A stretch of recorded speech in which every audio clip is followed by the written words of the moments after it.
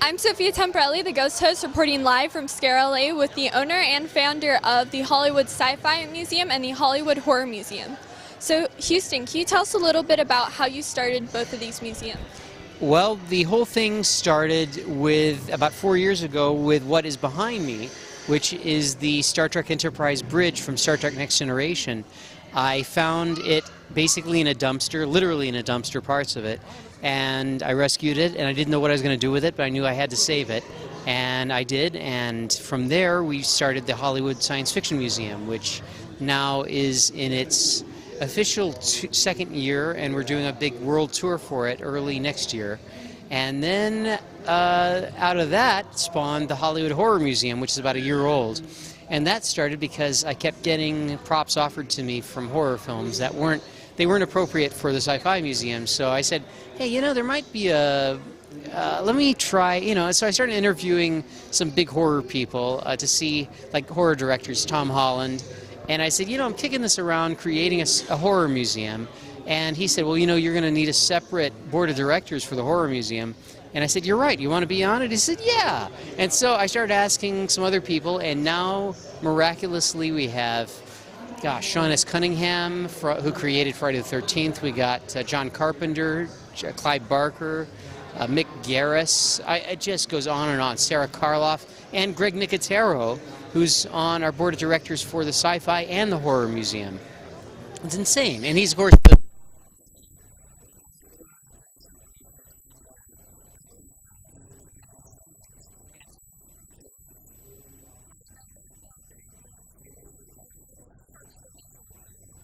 Can you tell us also about some of the other parts of the Horror Museum?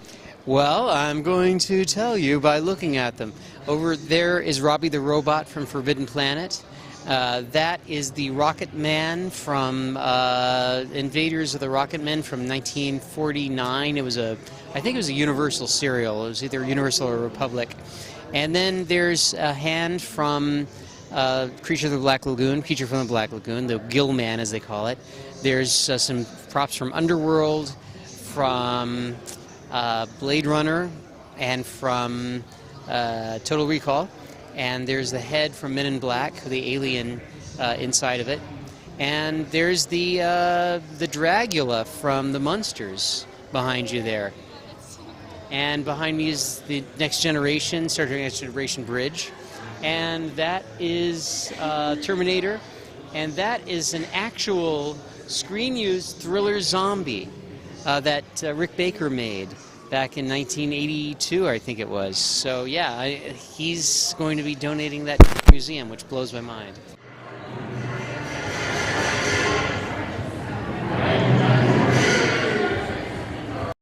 So, Tom, can you tell us about this suit you made and how you were able to wear it in the music video for Thriller?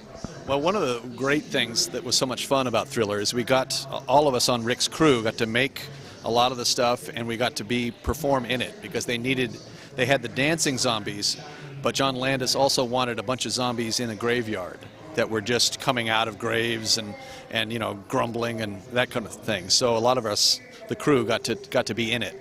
And so I ended up making this particular one. I did a sculpture for the face, and then the rest of it is fabricated. An associate of mine, Tim Lawrence, worked with me, and he made a lot of the rib cage, or most of the rib cage. And so I wanted to make a suit that was something I could just put on, so it wasn't really quite a makeup. But the whole idea was the black suit that I had on underneath. If they were going to shoot it, a certain way, the black would disappear, and it would just look like he was a hollow skeleton. So that was the idea. That's very cool that you made this. I mean, I personally, I love zombies, so I've been looking at this, and this is, amazing that something like this is still around. I mean, I know Houston said a lot of things have been destroyed. I mean, the way he found the starship, so this is really amazing. Were you able to keep it after the filming was over? Yeah, Rick Baker graciously let me hold on to the costume because there was a lot of stuff, a lot of people had done different things, and so it's a storage issue as well, but he let me have the costume. So I've had it all these years. It's definitely getting pretty old. It's 33 years old now, so it's starting to crumble. Well, it's definitely very cool. Thank you so much for letting me interview you. Oh, you're more than welcome. Thank you.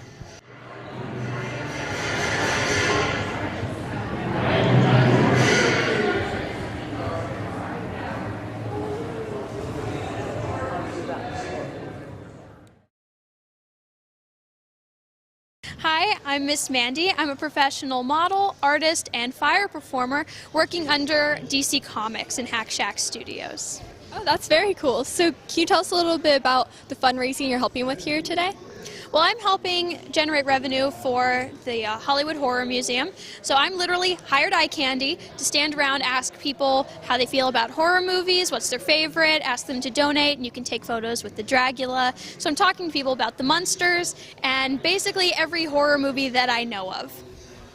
Well, thank you so much for talking with me today. No problem.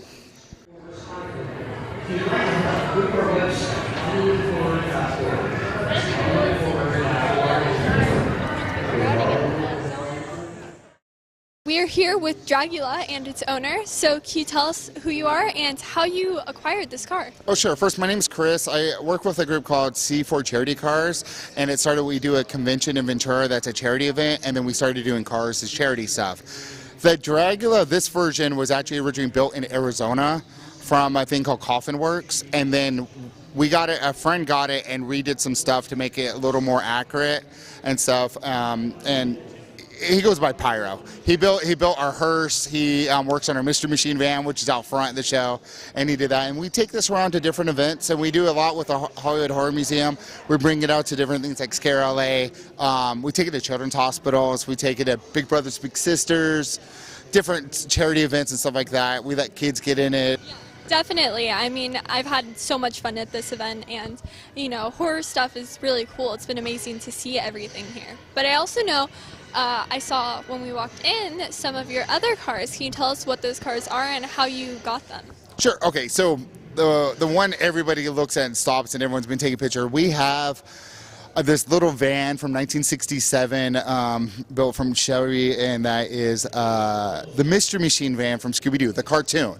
It is monikered after the exact cartoon one, and we basically, I went and did research. I wanted to have a promotions vehicle. Really, how this all started, I wanted a promotions vehicle for a Comic-Con we do in Ventura that's a charity event. And I wanted a Mystery Machine van. No one had one. That's what I wanted, but I wanted the cartoon. So we did research, found one. I think I found the van actually in like Nevada. And we bought a van that was totally messed up, took it to one shop, and they started working on it. We replaced the engine, the transmission, did body work, and then we came up with this crazy paint job to try to get as much as the cartoon as possible.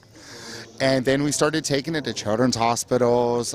In Oregon, we did 3 children's hospitals, Boys and Girls Clubs, high schools talking about ingenuity, creativity, and stuff like that. Church things, any, you know, foster care stuff, anything that would brighten someone's day, because that was kind of our moniker, something making, if we could change someone's day, make them smile. And that's what the van does. The Mystery Machine, who doesn't smile from that? I bet you smiled when you saw it. Yeah, we actually watched Scooby-Doo before we came here. See, now you're going to go home and watch it again. True, I have one recording for Sunday. See? Told you. No, and then, but that's my pride and joy. That's my baby. That's my, I don't know how to explain it. Literally, I don't know what I would do if something happened to that car. And then we also have a zombie police car, which was a Ventura County Highway Patrol car that we made into a zombie response vehicle. So it's all decked out and stuff. And then we have a 74 Cadillac hearse with the Crypt Keeper from Tales from the Crypt drives it and stuff, Universal Monster stuff. We have a Deadpool lawnmower. So, you know, Deadpool from Marvel Comics, it's actually a riding lawnmower. It's Wade's Gardening Services. And we're building a Mario Kart, a Bill and Ted's phone booth, a Stargate. We have Teen Titans scooters for kids to think, a mini Harley like you're on Route 66, Batgirl's moped, original Transformers Bumblebee, the VW Bug, a Punisher truck, and a few others. Wow, that's really amazing.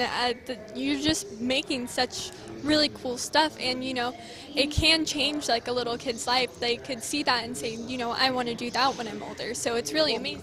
Think about it. So you have a mystery machine van, and say there's a kid that, you know, has been in the hospital a bunch of times. No matter what it is, maybe it's that they're, you know, they have cancer, leukemia, like that, or, you know, something crazy, whatever it is like that. And, you know, they're going through a tough time. Their family's a tough time. And it doesn't matter where they are. You bring that van up, and you get to sit in that van or see Scooby with them, or Daphne or Velma, because we have people that dress up and go with us to these things.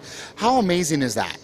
You know, and seeing the faces and stuff. We take them to foster care systems, and we take them to group homes, you know, and stuff. Sometimes we go to schools and stuff like that, and with it, and it's just the expression. That's why we do it. You know, and that's kind of like what Houston, when he started with the restoration project or the sci-fi museum and now the horror museum.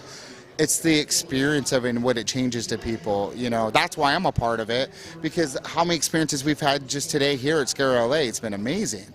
You know, and talking to you guys, you know. Definitely. It's been great meeting you. And do you have any websites, and can you tell us how we can help out with your fundraising? First, thank you for that. Website, the best thing to do is go to WTFevents.org. That is our website for the nonprofit. And I mean, obviously WTF, it makes sense, but it's because we never know what we're going to do. And then that has everything of the different vehicles we're working on, the different vehicles we have and stuff like that. And then that's the best way to get in touch with us. If it's something that's a nonprofit and we're close by, we're more than welcome to go out to if we can. And then we also do is like some Comic-Con to different conventions, bring us out to their show. They help pay for the travel and stuff when we're out there. And then we go to a children's hospital or do nonprofit stuff, and they get to be put as a sponsor because they brought us out. And so that way we can do a little good. But information, WTFevents.org, or you can look on the Hollywood Sci-Fi Museum or the Hollywood Horror Museum and get in touch with us that way. Facebook, same thing, C4 Charity Cars or WTF Events, and Instagram, same aspect. Well, thank you so much for allowing me to interview you. Hey, thanks for talking. I love talking, so thank you. Thank you.